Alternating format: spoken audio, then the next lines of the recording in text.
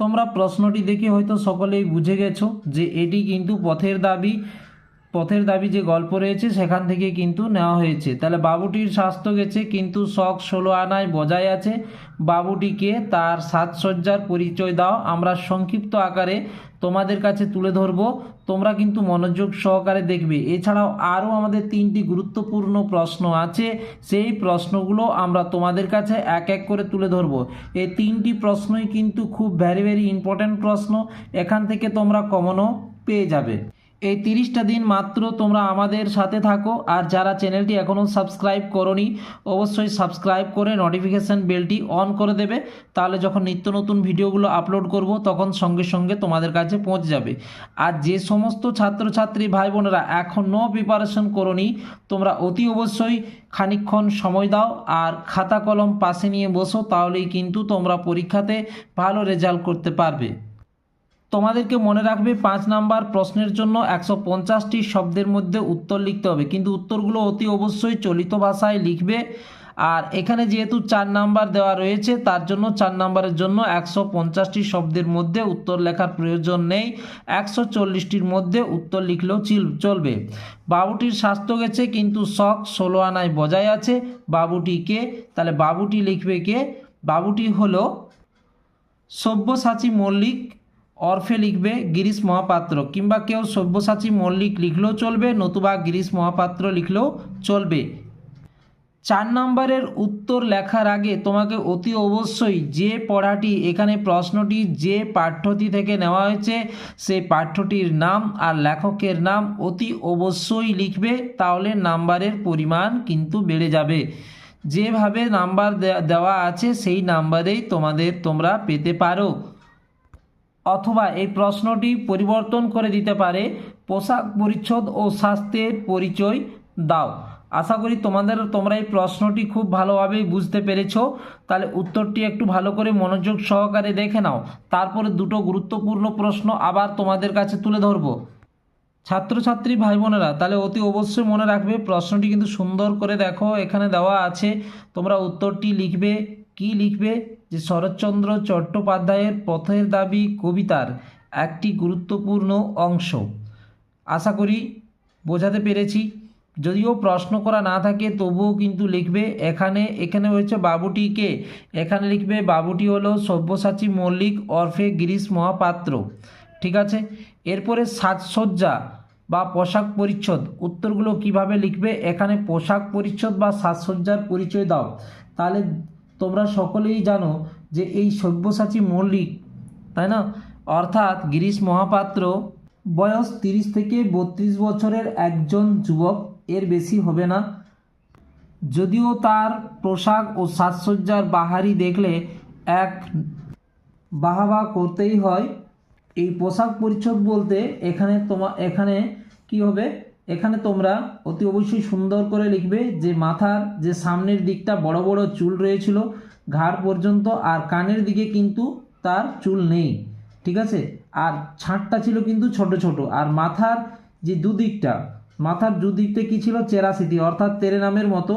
আর অপর্যাপ্ত তেল ছিল, তার কি যে বেশি করে তেল নিত মাথায়, আর সেই কঠিন আর রুগ্ন ছিল। কিন্তু চুলগুলো কি ছিল? কঠিন আর এখানে তার মাথার চুলগুলো ছিল কি? কঠিন আর রোগা মতো, ঠিক আছে, রুগ্ন শুষ্ক অবস্থায়। কিন্তু তার মাথায় যে নেবুর তেল যে লাগাতো সেই তেলটা কি হতো? সেই নেবুর তেলের গন্ধটা সারা ঘর যেন ভরে উঠতো। এছাড়াও পোশাক পরিচ্ছদটা কেমন হবে? গায়ে জাপানি সিল্কের রামধনু রঙের চুড়িদার পাঞ্জাবি, আর তার বুক পকেটে একটা কি ছিল? একটা বাঘ আঁকা। ঠিক আছে, বুক পকেটে একটা কি ছিল? বুক পকেটে ছিল তার একটা বাঘ আঁকা। সেটি কি ছিল? রুমালের ওপরে লেখা ছিল। ঠিক আছে, এবং কি উত্তরীয় তো কোনো বালা নেই, যে পরতো কি? বিলেতে মিলের কালো মখমল পাড়ের একটা সূক্ষ্ম শাড়ি, আর পায়ে যে মোজাগুলো পরতো সেই মোজার রং ছিল কি? সবুজ। ঠিক আছে, আর হাঁটুর ওপরে লাল ফিতা দিয়ে বাঁধা থাকতো, বার্নিশ করা থাকতো। ঠিক আছে, কি বার্নিশ করা থাকতো? তার শুগুলো, অর্থাৎ পামশুগুলো তার বার্নিশ করা থাকতো। ঠিক আছে, কিন্তু সেই যে পামসু রয়েছে তার তলাটা খুব মজবুত। ঠিক আছে, আর তার আগাগোড়া কী হতো লোহার নল দিয়ে বাঁধানো ছিল, ঠিক আছে। আর তার যে ছড়িটি ছিল হাতের, সেই হাতের ছড়িটি ছিল হরিণের শিঙের, হাতল দেওয়া কিন্তু বেতের ছড়ি ছিল, ঠিক আছে। আশা করি তোমরা বুঝতে পেরেছো। এরপর স্বাস্থ্যের পরিচয় দাও। স্বাস্থ্য বলতে তাকে দেখতে কেমন ছিল, ঠিক আছে। এখানে স্বাস্থ্যের দিক আলোচনা করলে বাবুটির অর্থাৎ গিরিশ মহাপাত্রের বয়স অতি অবশ্যই উল্লেখ করবে, ঠিক আছে, যে তার বয়স ছিল কি 30 থেকে 32 বছরের একজন যুবক। যদিও তার গায়ের রং কী ছিল গৌরবর্ণ, আর রোদে কিন্তু সেটা কী হয়েছে তামাটে হয়ে গেছে, ঠিক আছে। কারণ কাশির জন্য সে কী হয় প্রায় হাঁপিয়ে ওঠে। কিন্তু তার যে শরীরটা, তার শরীরটা দেখলে মনে হয় কেন কোনো দুরারোগ্য কোনো রোগে সে আক্রান্ত হয়েছে।